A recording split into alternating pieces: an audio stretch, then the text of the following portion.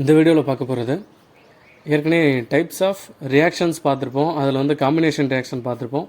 Decomposition ரியாக்ஷன்றது அடுத்து, இதுக்கப்புறம் displacement, double displacement, oxidation, reduction இதெல்லாம் அடுத்தடுத்து பார்ப்போம். இது வந்து 10th சிபிஎஸ்சியில் சயின்ஸ் கெமிஸ்ட்ரியில் அந்த ஃபஸ்ட்டு பாடமாக வரும். நீட் ஜேடபிள்யூ படிக்கிறவங்களுக்கு இது ஒரு இன்ட்ரொடக்ஷன், ஒரு ஐடியாவுக்கு யூஸாக இருக்கும். இதில் ஃபஸ்ட்டு வந்து நம்ம டீகம்போசிஷன் ரியாக்ஷன் அப்படின்னா என்னென்னா, ஒரு பொருளாக இருக்கிறது இப்போது நிறையா உடையிறது. அதாவது சிம்பிளாக இருக்கிற ஒரு காம்போனண்ட் வந்து ரெண்டாவோ மூணாவோ இல்லை அதுக்கு அதிகமாகவோ உடஞ்சி பிரியறதுக்கு பேர் டீகம்போசிஷன். இந்த வார்த்தையிலே தெரியும், ஒன்றா சேர்றது இல்லாமல் பிரிகிறது. இப்போது இதில் வந்து நமக்கு 2-3 ஆக்டிவிட்டியோடு கொடுத்துருப்பாங்க. ஒரு ஆக்டிவிட்டி வந்து இந்த ஃபெரஸ் சல்ஃபேட், ஃபெரஸ்னால் இரும்பு, சல்ஃபேட்னா கந்தகத்தோடு அந்த ஆக்சிஜன் சேர்ந்தது தான் சல்ஃபேட்டுன்னு சொல்லுவாங்க. அது 3 ஸ்டேஜ் இருக்கும்.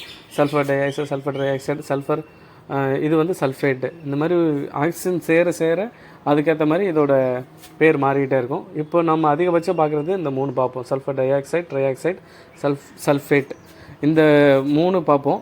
இப்போது ஃபெரஸ் சல்ஃபேட் வந்து ஹீட் பண்ணும்போது ஃபெரிக் ஆக்சைடாகவும் சல்ஃபர் டை ஆக்சைடாகவும் சல்ஃபர் ட்ரை ஆக்சைடாகவும் மாறிடும். இப்போது ஹீட் பண்ணுறதுனால இது உடஞ்சி பிரிஞ்சு போதா? அதே மாதிரி இன்னொரு எக்ஸாம்பிளும் இருக்கும். கால்சியம் கார்பனேட்டுன்றது லைம்ஸ்டோன். இது வந்து நம்ம இதுக்கு முன்னாடி காம்பினேஷன் ரியாக்ஷன் இல்லை அதுக்கு முன்னாடி ஒரு எக்ஸாம்பிளில் கூட சில இதில் பார்த்துருப்போம்.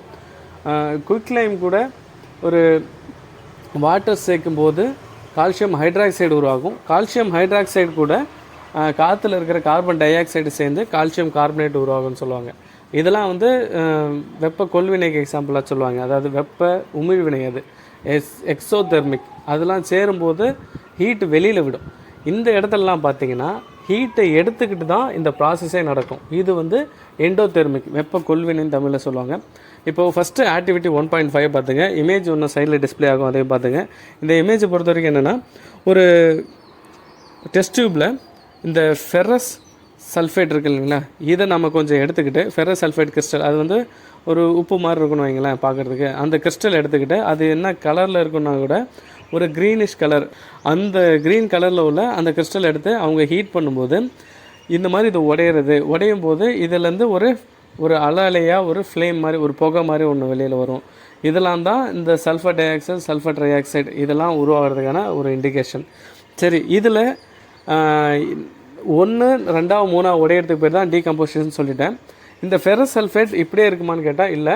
இப்போ காற்றுல உள்ள ஈரப்பதம், அதான் அந்த வாட்டர், அதெல்லாம் சேர்ந்து FeSO4,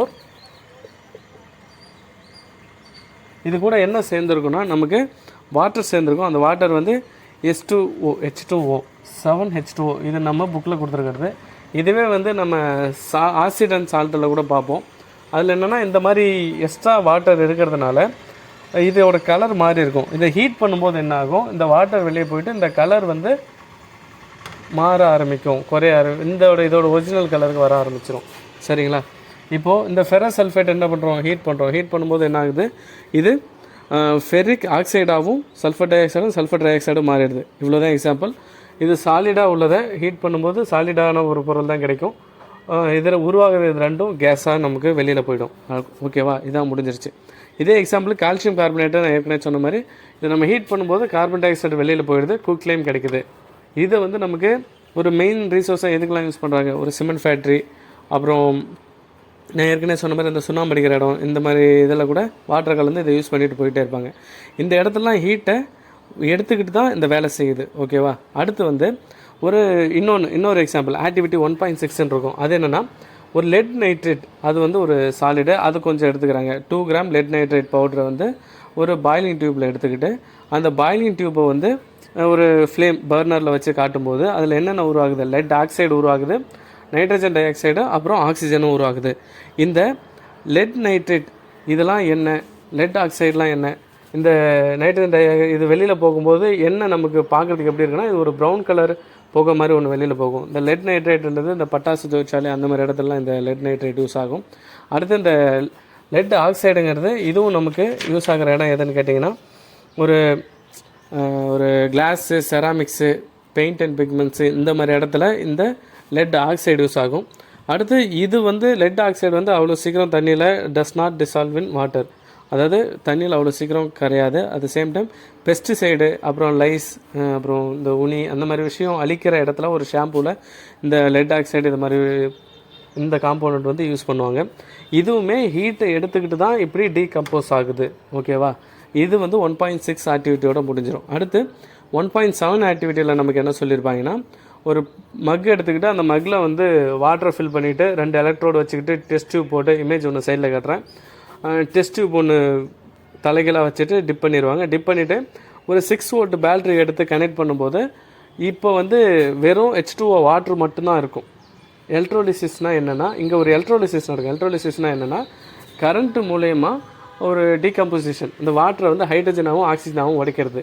அப்படி பண்ணணுன்னா அந்த H2O வந்து கரண்ட்டை பாஸ் பண்ணணும். அது கரண்ட்டை பாஸ் பண்ணாது, ஏன்னா பியூர் H2O கரண்ட்டை பாஸ் பண்ணாது. அப்போ என்ன பண்ணுவாங்கன்னா, ஒரு கொஞ்சம் அளவு சல்ஃபூரிக் ஆசிட் அதை எடுத்து இந்த வாட்டரில் கலக்கும்போது சல்ஃபூரிக் ஆசிட் தண்ணியில் கரையும். தண்ணியில் கரைஞ்சவொடனே அயனாக மாறும். சல்ஃபேட் அயனாகவும் ஹைட்ரஜன் அயனாகவும் மாறிடும். இப்படி தனித்தனியாக பிரியல இவங்க இப்போது அந்த சொல்யூஷன் எப்படி இருக்குன்னா, கரண்ட்டை பாஸ் பண்ணும். இப்போ கரண்ட்டை பாஸ் பண்ணும்போது ஹைட்ரஜன் ஒரு டெஸ்ட் டியூப்லேயும் ஆக்சிஜன் ஒரு டெஸ்ட் டியூப்லேயும் ஏறும். இப்படி ஏறும்போது இப்போ நார்மலாக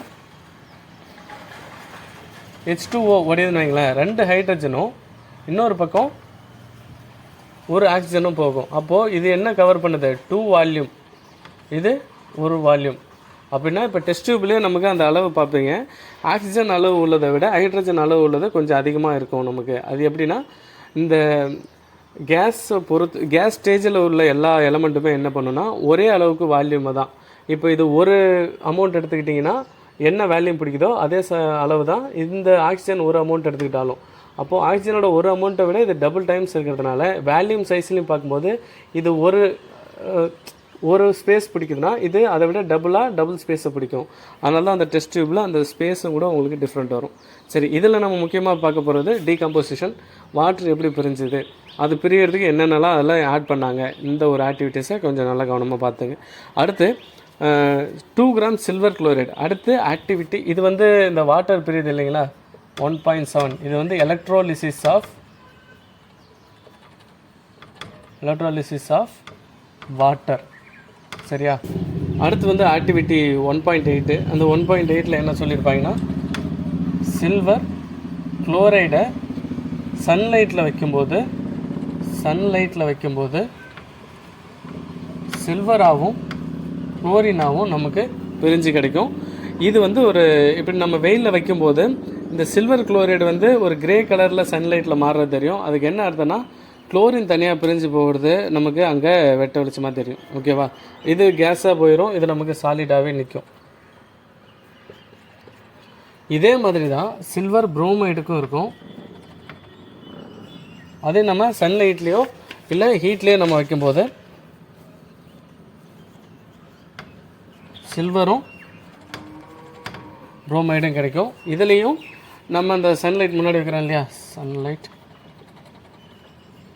ஒரு டீகம்போசிஷன் ரியாக்ஷன் தான் நடக்கும். இது முக்கியமாக நம்ம பார்க்க போனால் ஃபோட்டோகிராஃபி இந்த மாதிரி இடத்துலலாம் இந்த சில்வர் புரோமைடு இதை யூஸ் பண்ணுவாங்க. எதுக்கு? இது ஆல்ரெடி என்ன கலரில் இருக்குன்னா ஒரு பேல் எல்லோ, வெளிர் மஞ்சள் அந்த கலரில் இருக்கும். நம்ம சன்லைட்டில் வைக்கும்போது அந்த ஏற்கனவே சொன்ன மாதிரி அது ஒரு கிரே கலருக்கு டேர்ன் ஆகும். ஓகேவா? இதுவும் ஒரு பொருளை 2ஆவோ 3ஆவோ உடையிற இந்த டீகம்போசிஷன் ரியாக்ஷன் தான் சொல்லுது.